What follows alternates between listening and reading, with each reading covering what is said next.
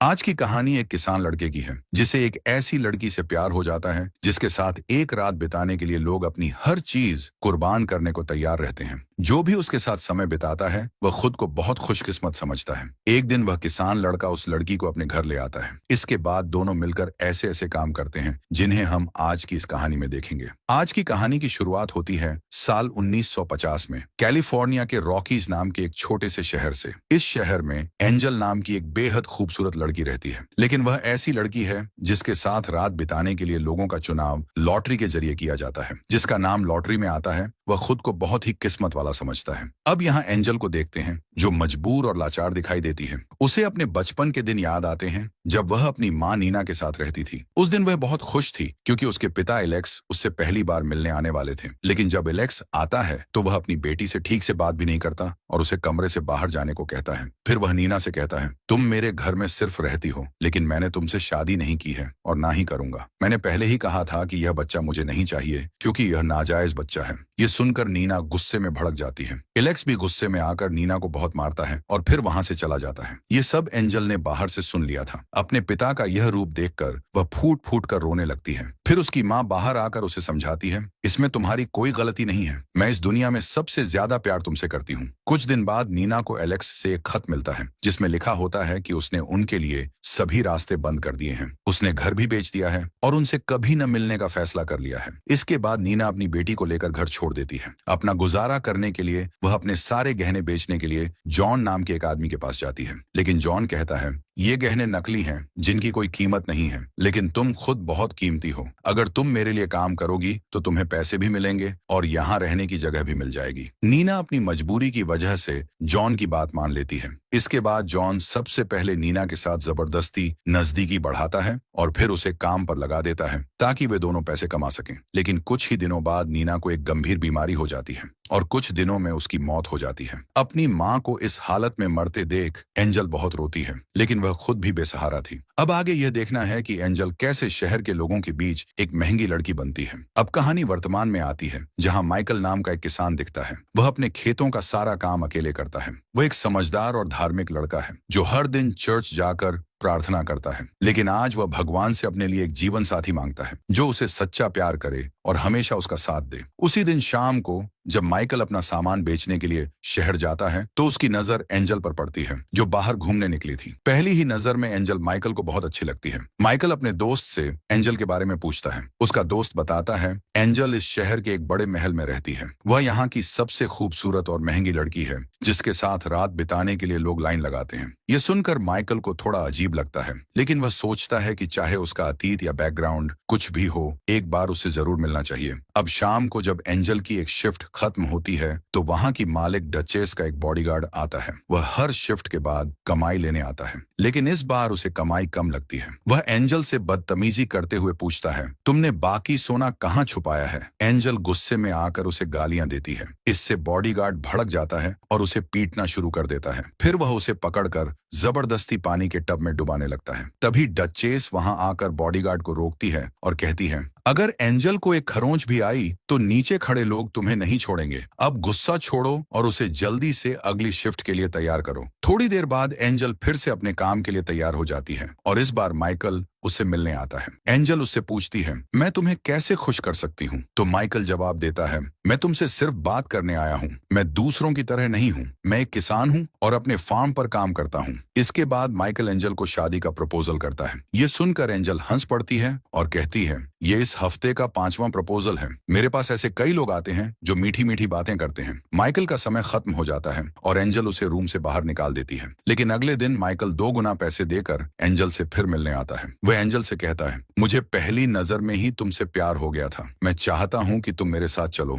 हम शादी करेंगे और हमेशा साथ रहेंगे। एंजल माइकल की बातों को सीरियसली नहीं लेती और कहती है, तुम अपना पैसा और समय दोनों बर्बाद कर रहे हो, इसलिए मेरे पास आओ, अपना काम खत्म करो और यहाँ से चले जाओ। मैं कभी भी हमेशा के लिए तुम्हारी नहीं हो सकती। इतने में माइकल का समय खत्म हो जाता है और फिर से वही बॉडीगार्ड आकर माइकल को जाने के लिए कहता है। इसके बाद माइकल का दोस्त उसे समझाने की कोशिश करता है कि एंजल उसके लिए सही नहीं है, लेकिन माइकल कहता है, मैं एक बार और कोशिश करना चाहता हूँ। शाम होते ही माइकल फिर से एंजल से मिलने पहुंच जाता है। इस बार वह एंजल को अच्छे से समझाने की कोशिश करता है और कहता है, मुझे समझ नहीं आता कि तुम इस नरक जैसी जिंदगी में क्यों रहना चाहती हो। क्या तुम्हें मेरे लिए कुछ भी महसूस नहीं होता, या फिर तुम्हारे दिल में कोई भावनाएं ही नहीं हैं? इसके बाद माइकल प्यार से एंजल को किस करता है और कहता है, क्या अब भी तुम्हें मेरा प्यार महसूस नहीं हो रहा? एंजल जवाब देती है, मैं तुमसे प्यार नहीं करती और ना ही शादी करना चाहती हूँ। तुम बस एक मामूली किसान हो और कुछ नहीं। ये सुनकर माइकल को बुरा लगता है और वह चुपचाप वहां से चला जाता है। अब कहानी फिर से एंजल के बचपन में चली जाती है। जब एंजल की मां का निधन हो गया था, तब जॉन नाम का वह जौहरी एंजल को एक दूसरे शहर में ले गया था। वह उसे बेचने के लिए लाया था, लेकिन वहां काम करने वाली सैली नाम की एक लड़की जॉन से रिक्वेस्ट करती है, इस लड़की को कहीं और ले जाओ, यह जगह उसके लिए सही नहीं है। लेकिन जॉन उसकी बात नहीं मानता और एंजल को बॉस के कमरे में ले जाता है। थोड़ी देर बाद वहां का बॉस ड्यूक आता है। फिर जॉन कहता है, इस लड़की को ले लो और मुझे मेरा पैसा दे दो। लेकिन ड्यूक के इशारे पर उसके आदमी जॉन को मार देते हैं। ये देखकर एंजल डर जाती है, लेकिन ड्यूक उससे कहता है, अब से तुम मेरे लिए काम करोगी। और इस तरह वह एंजल को डरा धमकाकर वहां रख लेता है। कुछ सालों में जब एंजल बड़ी हो जाती है, तो ड्यूक उसे इस काम में लगा देता है। एंजल के दिल से अब डर नाम की चीज खत्म हो चुकी थी। उसे यह विश्वास हो गया था कि दुनिया के सारे मर्द एक जैसे ही होते हैं। लेकिन फिर भी एंजल मजबूर थी। एक दिन वहां एलेक्स आता है, लेकिन उसे यह नहीं पता था कि एंजल उसकी ही बेटी है। जब वह एंजल को लेकर कमरे में जाता है, तो एंजल उसे अपनी सच्चाई बताती है। यह सुनकर एलेक्स को एहसास होता है कि उसी की वजह से उसकी बेटी की जिंदगी बर्बाद हो गई है। वह खुद को दोषी मानता है और आत्महत्या कर लेता है। इसी बीच सैली एंजल को कुछ पैसे देकर वहां से भागने में मदद करती है। जब ड्यूक को यह बात पता चलती है, तो वह गुस्से में सैली की हत्या करवा देता है। इसके बाद एंजल को एक जहाज पर बैठते हुए दिखाया जाता है, जिससे वह शहर से दूर जा रही होती है। जहाज में कुछ और लड़कियां भी होती हैं जो उससे बातें करती हैं। लेकिन जब एंजल दूसरे शहर रॉकीज में पहुंचती है, तो वही लड़कियां उसे पीट कर बेहोश कर देती हैं और उसके सारे पैसे चुरा लेती हैं। इसके बाद डचेस नाम की एक महिला उसे बचाती है और अपने महल में लाकर उसे धंधे पर लगा देती है। अब कहानी फिर से प्रेजेंट में आती है। एंजल की तबीयत खराब हो जाती है। उसकी दोस्त उससे पूछती है, तुम्हें क्या हुआ है? तो एंजल जवाब देती है, मैं माइकल के बारे में सोचते सोचते कमजोर हो गई हूँ। अब मैंने तय कर लिया है कि मैं यह काम छोड़ दूंगी। एंजल ने अपने सारे पैसे डचेस के पास सेफ रखे हुए थे। वह डचेस से अपने पैसे मांगने जाती है। डचेस कहती है, यहाँ से जाने के बाद तुम क्या करोगी? मैं तुम्हें यहाँ अच्छा खाना, कपड़े और रहने की जगह देती हूँ। बाहर तुम्हें क्या मिलेगा? लेकिन एंजल ने अपना मन बना लिया था। वह कहती है, मुझे मेरे पैसे दे दो। ये सुनकर डचेस गुस्से में आ जाती है और कहती है, मैं तुम्हें कुछ भी नहीं दूंगी। एंजल को भी गुस्सा आ जाता है और वह डचेस पर चिल्लाने लगती है। इसके बाद डचेस अपने आदमी को बुलाती है और कहती है, इसको सबक सिखाओ। उसका आदमी एंजल को ले जाकर बहुत मारता है। उसी रात माइकल को सपना आता है कि एंजल के साथ कुछ बुरा हो रहा है। अगली सुबह माइकल पैलेस पहुंच जाता है और देखता है कि एंजल की हालत बहुत खराब है। उसे बहुत गुस्सा आता है और वह डचेस से कहता है, अब मैं इसे यहाँ से लेकर जा रहा हूँ। लेकिन डचेस कहती है, एंजल पर मेरा कर्ज है और कर्ज चुकाए बिना वह कहीं नहीं जा सकती। ये सुनकर माइकल डचेस को एंजल के कर्ज से 3 गुना ज्यादा पैसे दे देता है। फिर वह एंजल को अपनी मां की अंगूठी देकर कहता है, क्या तुम मुझसे शादी करोगी? इस पर एंजल हाँ कहती है। इसके बाद माइकल एंजल को अपने फार्म पर ले जाता है। मार की वजह से उसकी हालत बहुत खराब थी। वह माइकल से कहती है, तुमने डचेस को बहुत सारे पैसे दे दिए। माइकल कहता है, उसकी परवाह मत करो, मुझे बस तुम्हें उस जगह से बचाना था। लेकिन एंजल वह अंगूठी वापस कर देती है और कहती है, मैं ठीक होने के बाद तुम्हारे सारे कर्ज चुका दूंगी और फिर यहाँ से चली जाऊंगी, पर मैं शादी करके किसी की गुलाम नहीं बनूंगी। माइकल यह सुनकर हंसता है और कहता है, शादी करना कोई गुलामी नहीं है। फिर वह उसे पहनने के लिए कुछ कपड़े देता है। इस पर एंजल पूछती है, क्या यह तुम्हारी वाइफ के हैं? माइकल कहता है, ये मेरी बहन के थे, पर 1 साल पहले उसकी मौत हो गई। अब उसका पति पॉल और मैं यहाँ रहते हैं, लेकिन इस समय पॉल दूसरे शहर में है। इसके बाद एंजल उठने की कोशिश करती है, लेकिन उसकी हालत खराब होने की वजह से वह गिर जाती है। फिर माइकल उसका ख्याल रखने लगता है और इस तरह 3 हफ्ते गुजर जाते हैं। अब एंजल ठीक हो चुकी थी। अब रात के समय जब माइकल उसे देखने आता है, तो एंजल उसे अपने पास बुलाती है और कहती है, अब तुम्हारा कर्ज चुकाने का वक्त आ गया है, और माइकल से इंटीमेट होने के लिए कहती है। लेकिन वह मना कर देता है और कहता है, मैंने तुम्हें इसीलिए नहीं बचाया था। मैं चाहता हूँ कि मेरे दिल में तुम्हारे लिए जो एहसास है वह तुम्हारे दिल में भी हो, और जब तक ऐसा नहीं होता तब तक मैं तुम्हारे करीब नहीं आऊंगा। दोनों और भी बातें करते हैं। एंजल कहती है, जब मैं छोटी थी तब मेरी माँ गॉड से बहुत प्रार्थना करती थी, लेकिन फिर भी उन्हें नरक जैसी जिंदगी मिली, इसलिए मुझे गॉड पर विश्वास नहीं है। अगली सुबह जब माइकल फार्म में काम कर रहा था तो एंजल जाकर उससे कहती है, मैं तुम्हारी बीवी वाला काम नहीं संभाल सकती, लेकिन जब तक यहाँ हूँ तुम्हारे साथ फार्म में काम कर सकती हूँ। इस पर माइकल भी मान जाता है। इसके बाद वह उसे खेती की कई चीजें सिखाता है, जैसे कि अंडे लाना, मुर्गी पालना, मछली पकड़ना और कई काम भी सिखाता है। इन सब कामों में एंजल को भी मजा आने लगता है। फिर एक रात माइकल उसे जगाकर कहता है, चलो हमें कहीं जाना है। एंजल कहती है, थोड़ी देर बाद सुबह होने वाली है, अब रात को कहाँ ले जाओगे? इसके बाद माइकल उसे एक पहाड़ी पर ले जाता है और वहां से खूबसूरत सनराइज दिखाता है और कहता है, मैं तुम्हें ऐसी ही जिंदगी देना चाहता हूँ जिसमें बहुत सारे रंग होंगे, ठीक इसी सूर्योदय की तरह। एंजल कहती है, अगर तुम मेरी जिंदगी का आधा सच भी जान लोगे तो मुझसे नफरत करने लगोगे। इस पर माइकल कहता है, वो जिंदगी तुमने नहीं चुनी थी, लेकिन अब तुम अपनी मनचाही जिंदगी चुन सकती हो। पर एंजल कहती है, मुझे पता भी नहीं कि मैं यहाँ पर क्यों हूँ। तुम मुझे अपनी बीवी तो मानते हो पर मेरे करीब नहीं आते। माइकल बताता है, मैं बस इंतजार कर रहा था तुम्हारे दिल में वह एहसास होने का। इसके बाद दोनों किस करने लगते हैं। फिर दोनों घर चले आते हैं। घर आकर माइकल पहली बार एंजल के साथ इंटीमेट हो जाता है और दोनों इस पल को बहुत एंजॉय करते हैं। अब अगले दिन फार्म में पॉल आता है और माइकल से मिलता है। पॉल अपने काम के लिए दूसरे शहर गया था और वह बहुत दिनों बाद लौटा है। दोनों एक दूसरे का हालचाल पूछते हैं और माइकल कहता है कि मैंने शादी कर ली है। इसके बाद वह जब पॉल को एंजल से मिलवाने ले जाता है तो पॉल उसे देखकर पहचान लेता है, पर इस वक्त वह कुछ भी नहीं कहता। फिर माइकल के जाने के बाद पॉल एंजल से बात करता है और कहता है, मैं अच्छे से जानता हूँ कि तुम कौन हो और किस तरह का काम करती हो। माइकल बहुत ही अच्छा लड़का है, उसे एक अच्छी बीवी मिलनी चाहिए, ना कि तुम जैसी। एंजल कहती है, वह खुद मेरे पास आया था और सब जानने के बाद ही उसने मुझे अपनाया और यह बात तुम्हें भी स्वीकार कर लेनी चाहिए। लेकिन पॉल नहीं मानता और यहाँ से माइकल के पास जाता है और एंजल के बारे में उल्टा सीधा बोलने लगता है। तो माइकल उसे एक पंच मार देता है और कहता है, अगर तुम मुझे भाई जैसा मानते हो तो एंजल को भी एक बहन जैसी माननी पड़ेगी। फिर वह सॉरी भी कहता है और समझाता है, तुम चाहो तो शहर जाकर एक नया बिजनेस शुरू कर सकते हो और पहले की तरह अच्छे से जी सकते हो। नेक्स्ट सीन में एंजल और माइकल को एक साथ देखा जाता है। माइकल कहता है,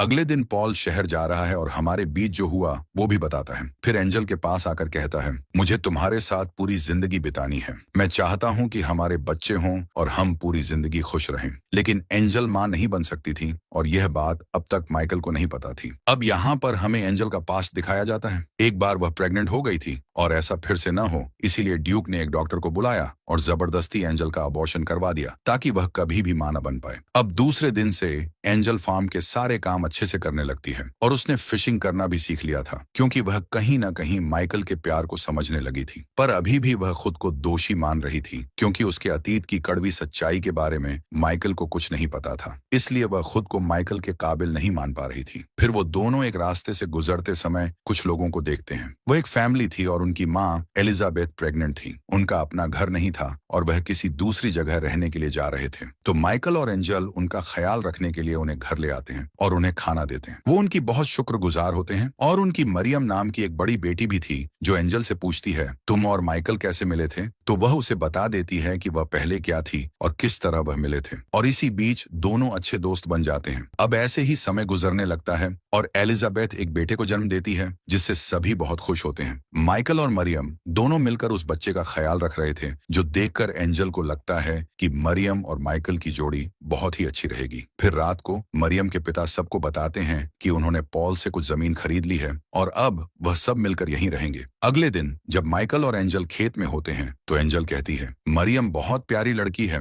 और तुम दोनों की जोड़ी बहुत अच्छी लगेगी। इस पर माइकल कहता है, मैं सिर्फ तुमसे प्यार करता हूँ और हमारे बीच कोई भी नहीं आ सकता। इसके बाद एंजल उसे वह सच बता देती है कि ड्यूक ने एक डॉक्टर से जबरदस्ती उसका ऑपरेशन करवाया था, जिससे वह अब कभी भी मां नहीं बन सकती। मगर माइकल कहता है, तुम जैसी भी थी इससे फर्क नहीं पड़ता। मैं तुमसे बहुत प्यार करता हूँ और यह कभी भी नहीं बदलेगा। हमें कभी भी उम्मीद नहीं छोड़नी चाहिए, क्योंकि कभी भी कुछ भी हो सकता है। पर एंजल ने यह मान लिया था कि ऐसा कुछ भी नहीं होगा। न वह कभी मां बन सकती है और न ही माइकल की एक अच्छी बीवी बन सकती है। उसके बाद हम दोनों को डिनर करते हुए देखते हैं, जहां एंजल कहती है, मुझे उस जगह ले चलो जहां पर हमने सनराइज देखा था। फिर दोनों वहां जाकर सनसेट देखते हैं और उस पल को यादगार बनाने के लिए दोनों वहीं पर इंटीमेट हो जाते हैं। फिर अगली सुबह एंजल मरियम के लिए एक लेटर लिखती है और उसमें माइकल की अंगूठी रखकर सबके जागने से पहले एक आदमी के साथ शहर चली जाती है। इसके बाद मरियम को वो लेटर मिलती है जिसमें लिखा होता है कि माइकल और मरियम की एक खूबसूरत जोड़ी बन सकती है और वह हमेशा खुश रहेंगे। फिर मरियम वो लेटर माइकल को दिखाती है और कहती है तुम्हें जाकर उसे रोकना चाहिए, पर माइकल कहता है मैंने उसके लिए सब कुछ किया और उसे अपने प्यार का एहसास भी दिलाया। अब यह उसकी जिंदगी है और वापस आने का फैसला भी उसी को करना होगा। वही एंजल शहर के एक होटल में पहुंचती है और होटल के मालिक से कहती है अगर आपको किसी कुक की जरूरत है तो मैं वह काम कर सकती हूँ, पर मुझे यहाँ रहने के लिए जगह भी चाहिए। ये सुनकर होटल के मालिक मान जाता है। अब एंजल वहाँ काम करने लगती है, लेकिन उसी दिन ड्यूक का एक आदमी उसे वहाँ काम करते हुए देख लेता है। वहीं रात को होटल में आग लग जाती है और सब कुछ जलकर राख हो जाता है। अगले दिन एंजल जले हुए सामानों को समेट रही थी, तभी उसके सामने ड्यूक आता है। ड्यूक वही आदमी है जिसने बचपन में एंजल को जॉन को मारकर अपने कब्जे में किया था। अब वह इस शहर में आकर अपना वही धंधा शुरू कर चुका था जिसके बारे में एंजल को कुछ नहीं पता था। वह एंजल से कहता है मेरे साथ चलो, लेकिन एंजल कहती है तुम मुझसे जबरदस्ती नहीं कर सकते। इस पर ड्यूक बताता है कल रात होटल में मैंने ही आग लगवाई थी और अगर तुम नहीं मानोगी तो मैं इस होटल के मालिक को भी मरवा दूंगा। इसके बाद एंजल ना चाहते हुए भी उसके साथ चली जाती है, लेकिन वहां जाकर देखती है कि ड्यूक के पास दो छोटी लड़कियां हैं जिनके साथ वह भी वही काम करवा रहा है जो एंजल के साथ किया जाता था। यह देखकर एंजल कहती है तुम बड़ी लड़कियों को संभाल नहीं सकते, इसलिए छोटी बच्चियों को लाकर उन पर जुल्म करते हो। ड्यूक उसे धमकाते हुए कहता है अगर तुम मेरे खिलाफ गई या भागने की कोशिश की तो मैं तुम्हें मार डालूंगा। अब जल्दी से तैयार हो जाओ, मुझे तुम्हें सबके सामने ले जाकर दिखाना है। इसके बाद वह एंजल को स्टेज पर ले जाकर सबके सामने दिखाना चाहता है, लेकिन इसी बीच एंजल पहली बार गॉड से प्रार्थना करती है अगर आप सच में हो तो उन छोटी बच्चियों के लिए ही सही मेरी मदद करो और मुझे सच बोलने की शक्ति दो। इसके बाद ड्यूक उसे स्टेज पर ले जाता है, लेकिन एंजल स्टेज पर खड़ी होकर सबको बताती है कि किस तरह से ड्यूक छोटी लड़कियों के साथ जुल्म करता है और अपनी कहानी भी बताती है। यह सुनकर ड्यूक सबको बताता है कि यह झूठ बोल रही है और फिर उसे जबरदस्ती स्टेज से एक कमरे में ले जाता है। वहां वह उसे मारने ही वाला होता है, तभी ड्यूक का एक आदमी आकर उसे गिरा देता है, क्योंकि वह आदमी ड्यूक के क्रूर तरीकों से तंग आ चुका था। इसलिए वह एंजल को भागने के लिए कहता है। अब एंजल जल्दी से उन दोनों बच्चियों के कमरे में जाकर उन्हें बचाकर बाहर भागने लगती है। यह देखकर सभी लोग समझ जाते हैं कि ड्यूक सच में बेरहम है जो छोटी बच्चियों के साथ जुल्म करता है। इसके बाद सभी लोग भड़क जाते हैं और ड्यूक को मारने के लिए बढ़ने लगते हैं। ड्यूक भागता हुआ दिखता है, लेकिन सभी लोग उसे चारों तरफ से घेर लेते हैं और उसे पकड़कर फांसी दे देते हैं। अब 3 साल बाद का समय दिखाया जाता है। यहाँ पॉल एक दूसरे शहर में दिखते हैं और अचानक एंजल को देख लेते हैं। फिर उनका पीछा करते हुए वह एक बड़े स्कूल में पहुंच जाते हैं। अंदर जाकर इंक्वायरी करते हैं और एंजल से मिलते हैं। इसके बाद वह एंजल से पूछती हैं कि यह सब क्या है और तुम यहाँ क्या कर रही हो। एंजल बताती है कि यह एक स्कूल है जहाँ मेरी तरह जो लड़कियां नई शुरुआत करना चाहती हैं उन्हें यहाँ शिक्षा दी जाती है। यह सुनकर पॉल को बहुत अच्छा लगता है। फिर वह माइकल और मरियम के बारे में पूछते हैं तो पॉल कहते हैं कि मरियम अब मेरी बीवी है और वह माँ बनने वाली है। तुमने सोचा था कि वे दोनों एक होंगे, लेकिन माइकल ने हमेशा मरियम को अपनी बहन की तरह माना और वह अब भी तुम्हारा इंतजार कर रहा है और अभी भी तुमसे बहुत प्यार करता है। यह सुनकर एंजल को बहुत दुख होता है, क्योंकि वह चाहती थी कि माइकल एक नेक लड़की के साथ अपनी जिंदगी बिताए। फिर पॉल उसे वापस चलने के लिए कहते हैं और कहते हैं कि मैं 4 बजे यहाँ से जा रहा हूँ, तुम चाहो तो मेरे साथ चल सकती हो। दूसरी तरफ हम माइकल को देखते हैं जो अपने खेतों में काम कर रहा होता है। तभी वह एंजल को देखता है कि वह वापस आ गई है। एंजल उसके पास आती है और अपना असली नाम बताती है कि मेरा नाम सारा है, जो मैंने आज तक किसी को भी नहीं बताया। मैं सिर्फ यह कहने आई हूँ कि मैं तुमसे बहुत प्यार करती हूँ और मैंने जो भी तुम्हारे साथ किया उसके लिए मुझे माफ कर देना। मेरी वजह से तुम्हें बहुत तकलीफ हुई है। माइकल कहता है इन्हीं तकलीफों की वजह से हमें यह खूबसूरत पल मिला है और अब हम एक साथ हैं। फिर वह अपनी माँ की रिंग जो अब तक उसने संभाल कर रखी थी वह एंजल को दे देता है और अपनी जिंदगी में उसे वेलकम करता है। इसके बाद दोनों बहुत खुश होते हैं और एक दूसरे को किस करने लगते हैं। इसके बाद हमें कुछ सालों बाद का सीन दिखाया जाता है जहां माइकल फिशिंग कर रहा था। तभी वहां एंजल आती है और हम देखते हैं कि एंजल प्रेग्नेंट है और उनका एक छोटा सा बेटा भी है, यानी कि एंजल अब ठीक हो गई है और इसी के साथ कहानी यहीं पर खत्म होती है।